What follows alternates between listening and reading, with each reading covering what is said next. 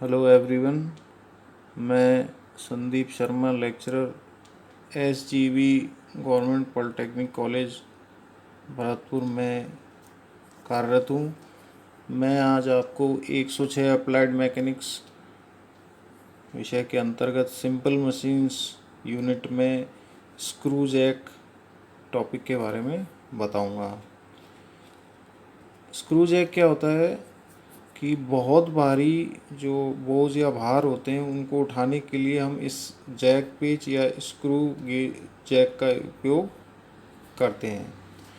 तो जब बहुत भारी भार उठाने हो तो हम स्क्रू जैक की सहायता से उठा सकते हैं। इससे अत्यधिक यांत्रिक लाभ प्राप्त किया जा सकता है।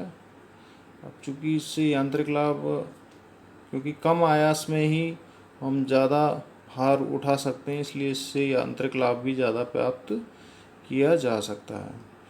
तो ये दो प्रकार के होते हैं, एक तो सिंपल स्क्रू जैक या साधारण जैक पेच भी उसे बोलते हैं, तथा दूसरा डिफरेंशियल स्क्रू जैक या व्यासांतरी जैक पेच भी कहा जाता है। तो हम सबसे पहले सिंपल स्क्रू जैक या साधारण जैक पेच के बारे में पढ़ेंगे। तो सबसे पहले हम लेते हैं टॉपिक सिंपल स्क्रू जैक या साधारण जैक पेच। अब आप देखिए, इसमें यहाँ चित्र में भी दिखाया गया है कि ये स्क्रू जैक इस प्रकार का है। तो यहाँ इसमें जो मेन चीज़ है, इसमें सतत चूड़ी का पेच या कंटिन्यूस सिंगल स्क्रू होता है, थ्रेडेड स्क्रू होता है। इस पेच को लीवर या हत्थे पर आयास लगाकर किसी भी दिशा में घुमाया जा सकता है। जैसे आप चित्र में देख रहे हैं कि यहाँ से ये जो लीवर है, इस पेच को हम यहाँ इसके ऊपर घुमाते हैं और इस स्क्रू शीर्ष इसके ऊपर हम भार रखते हैं। तो इसको घुमाने से ये पेच आगे ऊपर से नीचे की ओर या नीचे से ऊपर की ओर इसमें मूव करता है और इससे हम भार को उठा सकते हैं।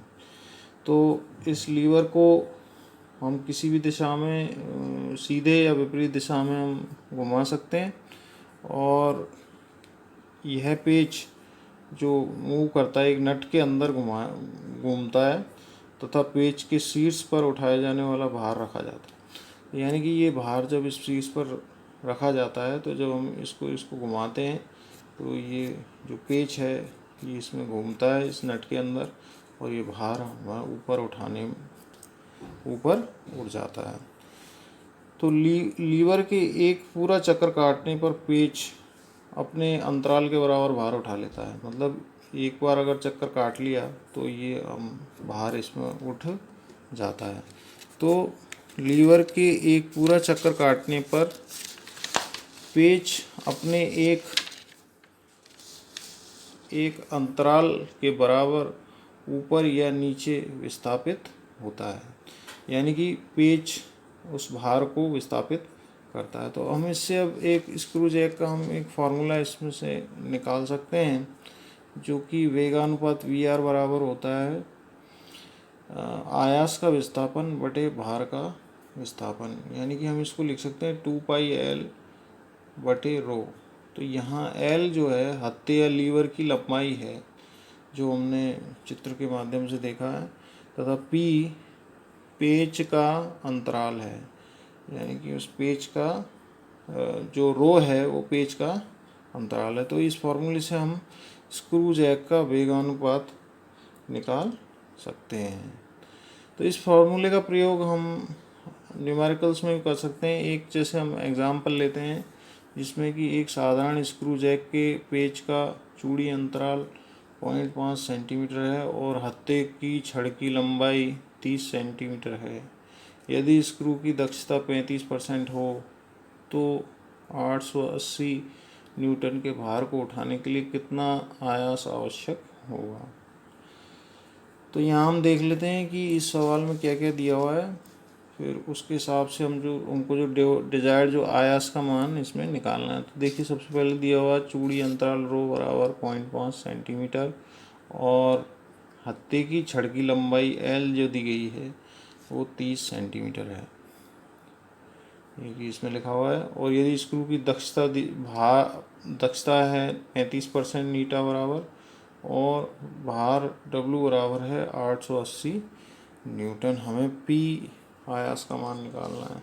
तो हमने अभी इस फॉर्मूले में देखा था कि वेगानुपात VR बराबर होता है 2πL/ρ, यानी कि 2π गुणा इसमें रख सकते हैं 30/0.5 सेंटीमीटर इक्वल टू 120 पाई, यानी कि इसका वेगानुपात हमें प्राप्त हो गया। परंतु जो दक्षता बराबर होती है वो MA यांत्रिक लाभ बटे वेगानुपात होता है, वो बराबर होता है W/PVR, यानी कि भार, आयास और VR। तो यहाँ से हम निकाल सकते हैं P बराबर होगा W/नीटा/VR। तो इसमें हम मान पुट करके हम आयास का मान निकाल सकते हैं। तो P बराबर मैंने रखा, P बराबर हो जाएगा W बराबर 880 आपने रख दिया बटे नीटा यानी 0.35, क्योंकि ये 35% में है तो इसको 0.35 में हम 100 का भाग लगा करके रख देंगे तो 0.35 आ जाएगा, गुणा 120 पाई, ये वेगानुपात आपने निकाला हुआ है ऊपर। तो इसको हम जब सॉल्व करेंगे तो हमारे पास 6.67 न्यूटन का आयास प्राप्त होगा। तो इससे हम 6.67 न्यूटन आयास से 880 न्यूटन भार को हम उठा सकते हैं। तो यहाँ पे आपने साधारण स्क्रू जैक का फॉर्मूला की सहायता से हमने एक न्यूमेरिकल भी देखा। तो इस तरह से हम इसकी थ्योरी और न्यूमेरिकल भी समझ सकते हैं। आने वाले आगे हम देखेंगे इनके और फर्दर प्रकार। तो इस लेक्चर के लिए धन्यवाद।